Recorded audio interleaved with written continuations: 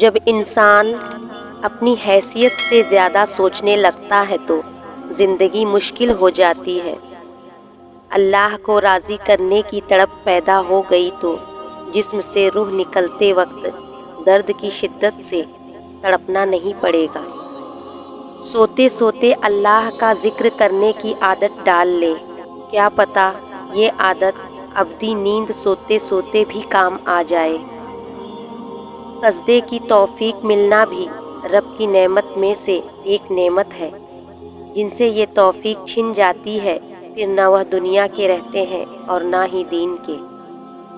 اللہ فرماتا ہے، جب کوئی تم پر ظلم کرے تو میرے انتقام پر راضی ہو جاؤ، کیونکہ میرا انتقام تیرے انتقام سے بہتر ہے۔ اللہ کا ذکر کرتے رہا کرو، چاہے گھر میں ہو یا راستے میں، کیونکہ جس چیز کے سامنے اللہ کا ذکر کرو گے، چاہے وہ پتھر، پھول، درخت یا کچھ بھی ہو، قیامت کے دن گواہی دیں گی، یا اللہ تیرے یہ بندہ تیرے ذکر میں مشغول رہتا تھا۔ اندھا دنیا کو دیکھنے کی، بہرا سننے کی، لنگڑا چلنے کی اور گونگا بولنے کی تمنا کرتا ہے، اور تم دیکھنے، سننے، چلتے اور بولتے ہو، تو کون سی چیز تمہیں اپنے رب کا شکر بجا لانے سے روکتی ہے؟ اللہ کے بڑے احسانوں میں سے ایک یہ بھی ہے کہ اس نے تمہیں مکمل بنایا ہے، تو پھر کیوں نہیں کہتے الحمدللہ۔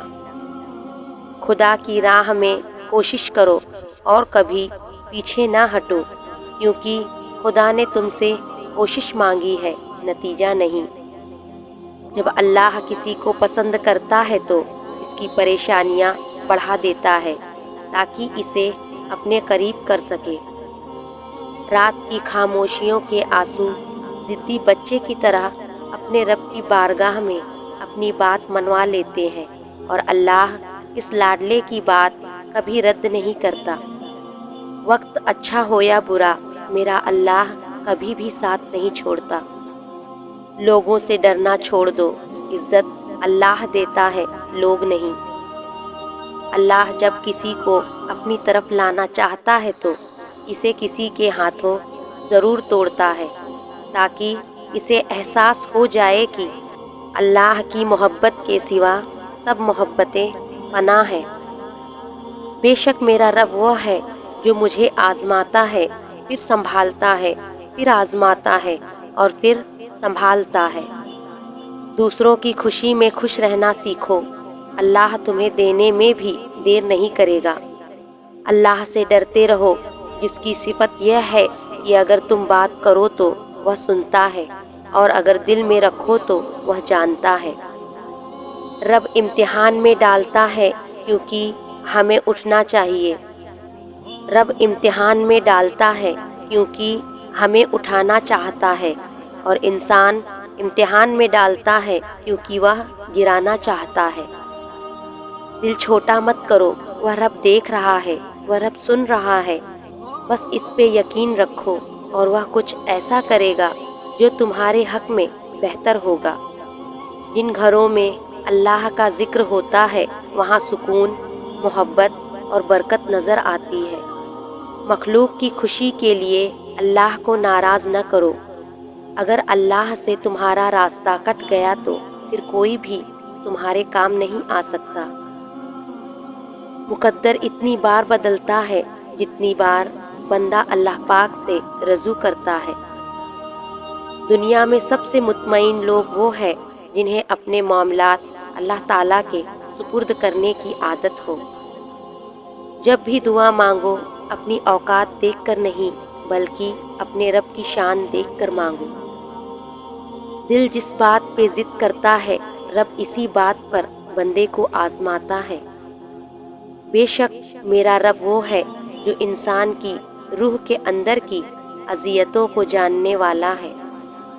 دنیا میں سب سے تیز رفتار چیز دعا ہے، جو دل سے زبان تک پہنچنے سے پہلے اللہ کے پاس پہنچ جاتی ہے۔ کائنات میں کوئی اتنی شدت سے کسی کا انتظار نہیں کرتا جتنا اللہ اپنے بندوں کی توبہ کا کرتا ہے۔ جب درد بڑھنے لگے اور کچھ بھی سمجھ نہ آئے تو اپنے رب کی طرف چلے جاؤ، کیونکہ دلوں کو سکون اس کی یاد میں ہے۔ صبر سیکھ لے، اللہ سب جانتا ہے، وہ جانتا ہے کہ آپ کب کب کن وقتوں سے گزر رہے ہیں، اور اللہ وقت بدل دیتا ہے کیونکہ تبدیلی کائنات کا اصول ہے۔ مایوس وہ ہوتا ہے جو اللہ پہ یقین نہیں رکھتا، اور محروم وہ ہوتا ہے جو اللہ کے نعمتوں کا شکر ادا نہیں کرتا۔ اگر کوئی چیز تقدیر میں نہیں بھی لکھی تو پھر بھی دعا ضرور کرنی چاہیے، کیونکہ تقدیر کے سامنے ہم بے بس ہیں، تقدیر لکھنے والا تو بے بس نہیں۔ اور جب تمہیں ذکر الہی سننا اچھا لگے تو جان لو کہ ہمیں اللہ سے اور اللہ کو تم سے محبت ہو گئی، اور وہ دعائیں تو کبھی بھی رد نہیں کرتا، ہاں اپنے پاس سنبھال لیتا ہے، اور پھر وہ عطا کرتا ہے وہاں جہاں ہم نے گمان بھی نہیں کیا ہوتا۔